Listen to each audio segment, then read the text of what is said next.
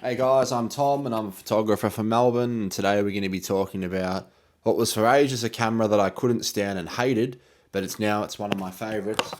This is the Leica 3. Now, let's get into a bit of a backstory. The year was 2016 and I'd first gotten into film photography after playing with digital cameras for a couple of years, trying out some film cameras. And one of the first cameras I saw that I liked was a Barnack Leica, a Leica 3. But at the time, it wasn't in my budget to get one. So I did what a lot of people have done, and that is they go out and buy one of these. If you haven't worked it out, that is a fake Leica. That one is a Zorky, so it's a knockoff. And I owned that for 5 months. I shot about 15 rolls through it, and very quickly I learnt to hate that camera. And that was because it kept having shutter issues, but that was just due to the cheap build quality of that camera being a fake and not a genuine Leica. Leicas have a very good build. Everything is done with extreme precision on the body and the make. They're just a beautiful camera all around.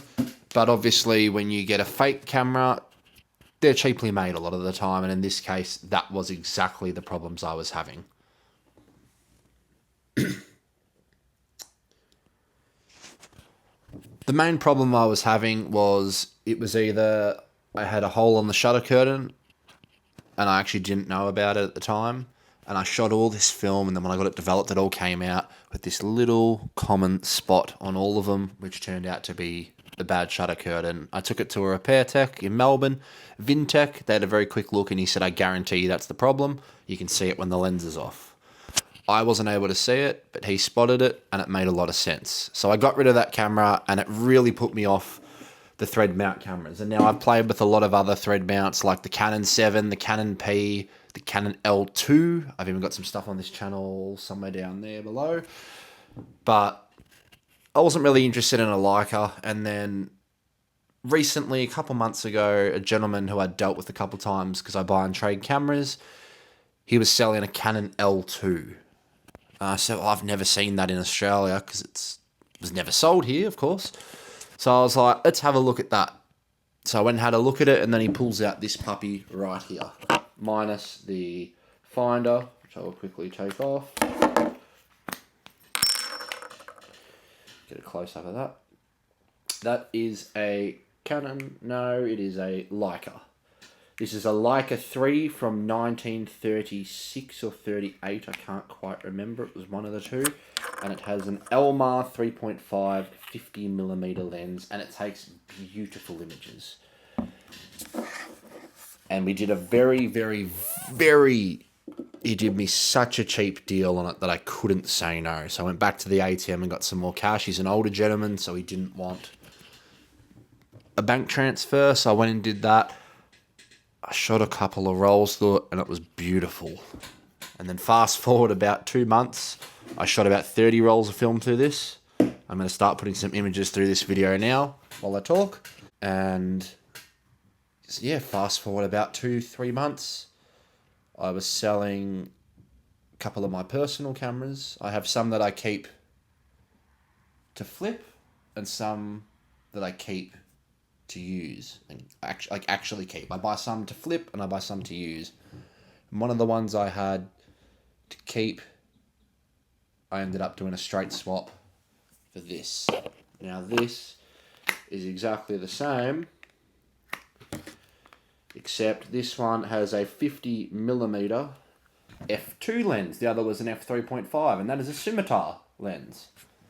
And the main reason I got this one, I didn't actually want to. I was very happy with that. But the one feature it didn't have was a flash sync port. Now, on I believe it's the Leica 3F and the G, just to the side there will be I don't have it here, a flash sync port, which this model didn't have.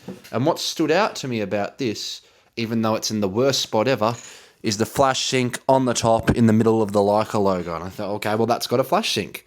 And I ended up trading for this, and it turned out this camera, the guy I got it from, had recently picked it up from this guy Chris, it was 2 owners before. Chris sold it to a gentleman traded it to this guy, and I traded for it and ended up getting it. So thank you, Chris, because Chris does CLAs, and now I got 2 Leicas that have had a CLA in 2026. Both extremely cheap or in a trade, so I'm very happy with that. I'd always said if I was going to get a Leica, it'd be an M3, an M4, an M2, or an M6. But in the end, it ended up being some screw mounts, and I just love them. The only thing I'm not the biggest fan of is you have two separate windows, 1 and 2. For the viewfinder, that one is for focusing your rangefinder, and that one there is for framing your shot. I do plan on getting some other lenses, so I recently picked up from the Leica Melbourne store this top finder, which allows me to do different lenses and see all that. Something cool I like about this camera is you don't have a back that comes off, so there's less room for light leaks. What actually happens is you undo the bottom here, like that, and that pops off. And I hope there's no film in there. No, there is not. Very simple, and then you cut the leader and slot it in. I'm going to put a side-by-side video now. I've actually got some shorts on my channel, loading both of these, filmed on my Ray-Ban Meta glasses, which, if you haven't seen those videos, go give them a like. We're trying to build this channel up. We're at about 18 subscribers. We want to try and get to 100 in the next couple of months. So I'm trying to get a lot of content out. But for so long, I was put off after that bad experience with this Zorky that